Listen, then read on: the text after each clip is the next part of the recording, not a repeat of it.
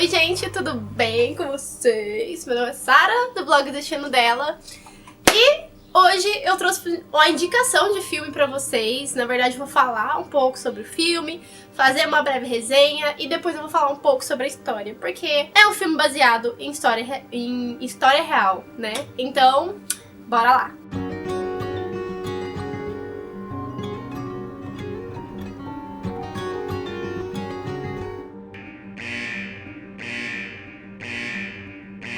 O filme que eu trouxe pra vocês hoje é Lost Girls, Os Crimes de Long Island, que são mulheres que são assassinadas por um serial killer. Esse filme é um filme original da Netflix. Eles fizeram esse filme baseado na história real, né, de um serial killer em Long Island, ali na região. Foram vários assassinatos, mas essa história em cima de uma família, de uma menina específica, e no fim acaba abrangendo todos os outros casos. É um filme que ele é dirigido pela diretora Liz Garbus, e ele também é protagonizado, quem faz a personagem principal ali, ela chama Amy Ryan, que vai fazer a mãe, né, da menina que desapareceu. Então, o filme, ele conta um pouco sobre a história de Shannon Gilbert. Gente, eu nunca sei falar o nome das coisas. Eu juro que eu treino antes, mas eu nunca lembro o nome dos negócios. Ele é um filme que se passa, né, sobre a Shannon Gilbert. Ela é uma garota de programa, né?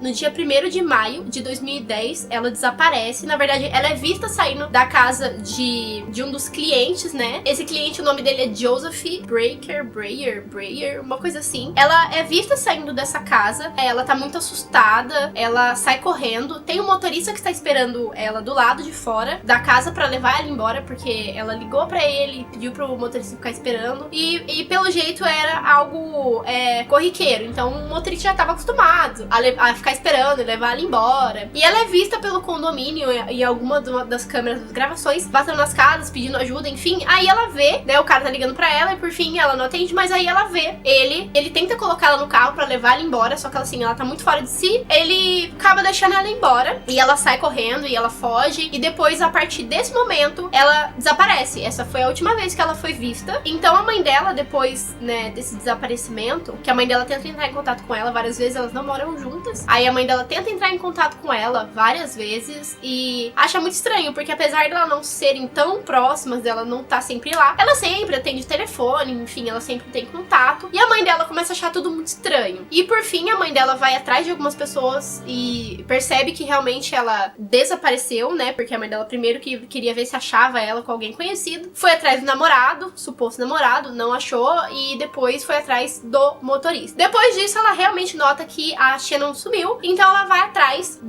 da polícia, né? Vai contatar a polícia, entrar em contato, dizer que a filha dela sumiu, que ela tá preocupada, enfim. Nela, vai fazer o que todo mundo faz, atrás da polícia, né? Das autoridades. Ela chega lá, ela fala com a polícia e ela tá desesperada, como qualquer mãe estaria, ou pelo menos a maioria das mães, né? A polícia não dá muita atenção pro caso, tá?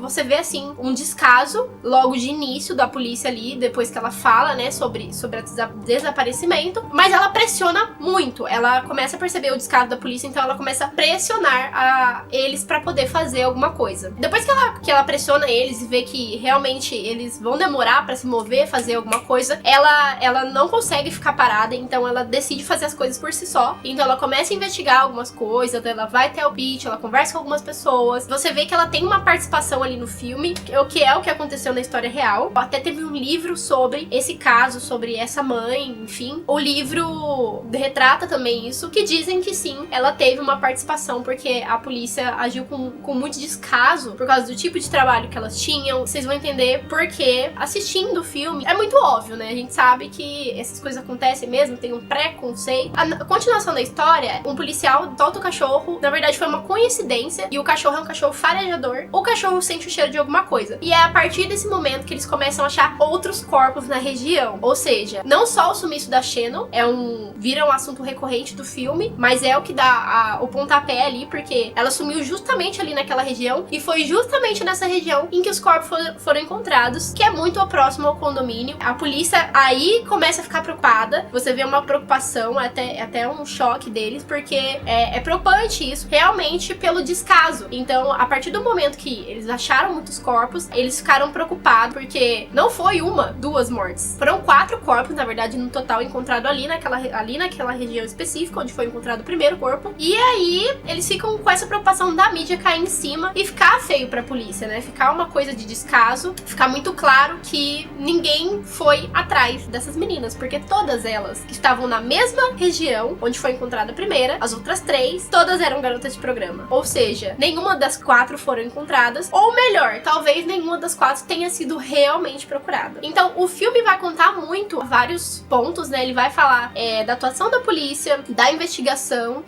mas ele vai falar mais da perspectiva da mãe quanto à situação. E você percebe ao longo do filme como isso é trabalhado. Ela também tem mais 2 irmãs, a Shannon. Então, ao lado da mãe, a gente vai ter também as filhas, né? Que é uma, ela tem esquizofrenia. A outra é um pouco mais velha. Ela é a irmã do meio. Você percebe que elas têm alguns problemas familiares. A própria personagem da mãe se sente muito culpada por algumas coisas que aconteceram. Enfim, você vai ver mais a história da perspectiva da Mary, né? Que é a mãe dela. É muito bacana, porque ao longo do filme, as 2 filhas dela entram em contato com as famílias das outras vítimas e elas criam uma rede de apoio entre elas, que é uma relação como se fosse de sororidade. Você vê que todas as famílias das vítimas que estão presentes ali no filme são mulheres. E assim, isso mexeu um pouco comigo, pra ser sincera. Eu já fiquei emotiva, eu não gosto de ficar falando essas coisas. Essa união delas é muito importante, porque quando isso vem na mídia, quando elas aparecem falando, também continuam essa participação, todas elas juntas ali na investigação, isso fortalece muito a voz delas, né? A voz da mãe da Shannon, a Mary Gilbert, com as outras acompanhando ali, porque a Shannon, ela, por enquanto, ela só está sumida. Como elas já passaram por isso, elas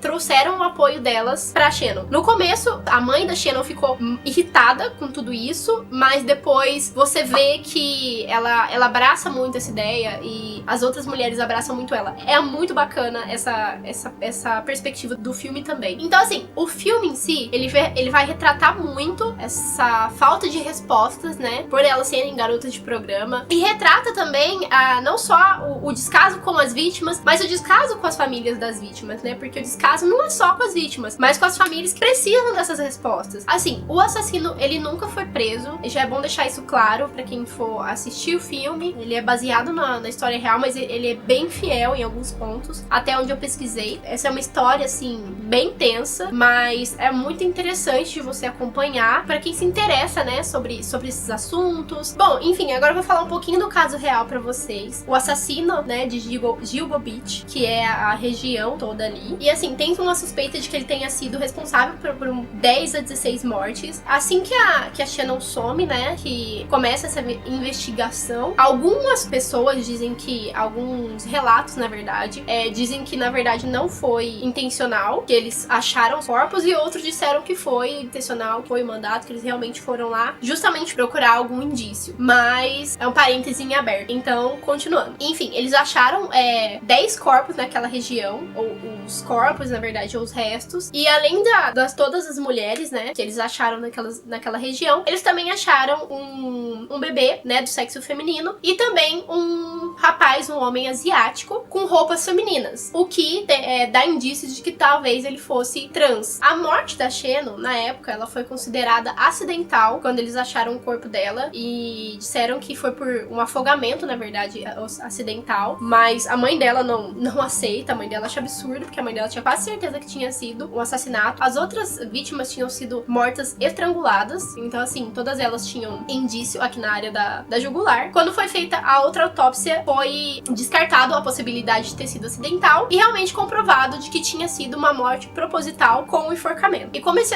assassino não foi achado, ele não foi identificado, eles elaboraram um perfil de como poderia ser o assassino. Eu vou falar um pouquinho pra vocês como eles acreditavam que poderia ser. Aqui fala que ele provavelmente é um homem branco, entre 20 e 40 anos, que ele é casado ou namora, que ele é bem educado, ele fala muito bem, é um homem financeiramente seguro, tem um emprego e possui ou um caminhão ou um carro caro, que ele pode ter procurado, por algum motivo, que eu não entendi também, tratamento em um hospital para infecção prisão era venenosa, não entendi direito, mas enfim, é alguma coisa que eles estipularam aqui. Como parte do trabalho dele, ele tem fácil acesso a sacos de estopa, que é onde a boa parte das vítimas foram encontradas dentro, e tá falando que ele vive ou costumava morar na área de Ocean Parkway, no sul do país, ou próximo a Long Island, onde a polícia encontrou, né, os corpos. Enfim, acredita-se muito que ele tem alguma relação com a polícia, com as autoridades ali. Na verdade, é uma teoria, mas algumas pessoas acreditam realmente nisso. E também tem outras teorias de que ele conhece muito bem, tem um conhecimento e tá muito a par das leis e de como a polícia trabalha. Então, por isso que ele pode não ter sido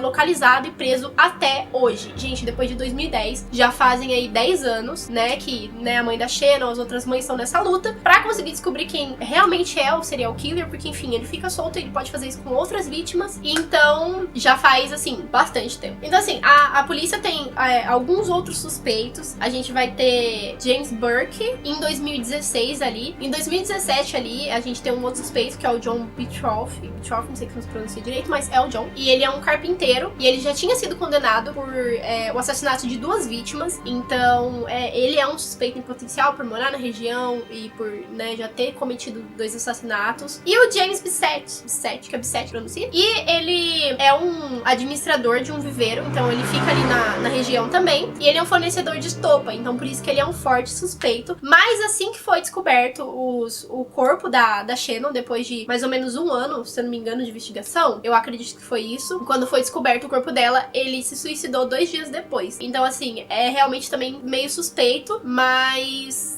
até agora eles não encontraram nenhuma ligação. Quem é a mãe da Shannon, né, realmente acredita que ela ainda entrou com uma ação contra ele, seu assassino. É um homem que morava ali na região. Eu li algumas versões, eu li 2 versões da situação, mas é que se encaixam também. Uma versão em que ele tinha tido contato com a Shannon, ela tava muito assustada, ele encontrou ela, ele viu ela, chamou ele pra dentro de casa, fez uns curativos, e por fim ela foi embora. E depois ele ligou pra mãe da Shannon umas 2 vezes, perguntando como que a Shannon tava, e dizendo que ele conhecia alguns lugares que ela poderia levar a menina pra, como se fosse uma casa de acompanhamento pra jovem, naquela situação que a Shannon se encontrava no dia, né? E a outra é que, na verdade, ele tinha entrado já em contato com a Shannon, ele conhecia ela justamente porque ela já esteve internada em um desses locais. Então, assim, e ele liga também, nessa mesma versão, ele faz uma ligação, conversa com a mãe da Shannon. Assim, são 2 versões que batem, mas eu não sei dizer pra vocês qual é realmente a certa.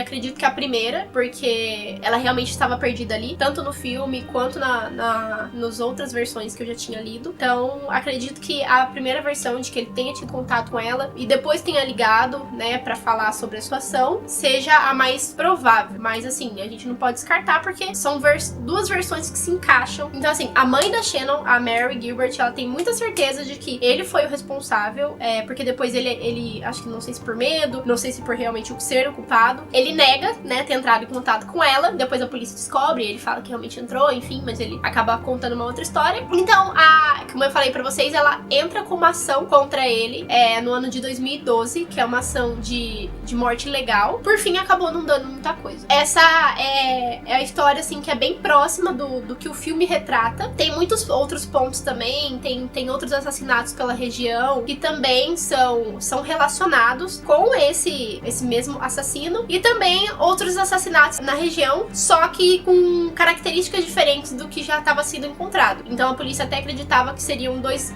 serial killers diferentes numa mesma região, o que deixa as coisas ainda mais complicadas, né, porque a polícia acabou não conseguindo capturar e nem prender nenhum dos 2. Então, gente, é isso que eu queria contar pra vocês. Queria dar uma introdução pra vocês, falar um pouquinho sobre a história real, que é próximo do roteiro que eles fizeram. Eles tentaram, acho que, ser mais fiéis, assim, o possível. Algumas outras coisas acho que não era tão necessária assim, eles não deixaram tão claras. A única coisa que eu posso dizer, assim, pra vocês que eu não gostei tanto no filme foi essa questão do começo ter sido tudo muito, muito rápido. Mas é um filme curto, acredito que eles queriam trabalhar uma forma mais focada depois, né, quando já tinha sido abordada a parte das investigações e não tanto no início quando ela desapareceu. Então assim, o começo é um pouco corrido, mas depois o filme vai ficando mais focado, mais explicativo, então essa parte é muito interessante. Pra quem gostar desse tipo de filme, é uma boa pedida pra assistir na Netflix. É isso que eu queria falar pra vocês. Eu espero que vocês tenham gostado dessa resenha barra, não sei, história real. Se você gostou, não esquece de deixar o seu like aqui embaixo e deixa, gente, porque me deu um trabalho pra fazer esse vídeo. Trabalho não, fazer um vídeo não, mas pra pesquisar, porque eu queria trazer tudo pra vocês mais bem feito possível. Então assim, clica aqui, ó, no curtir se você gostou do canal, dos vídeos, enfim, se é o tipo de vídeo que você gosta. Se inscreve aqui também. E é isso, gente. Beijo e até o próximo vídeo.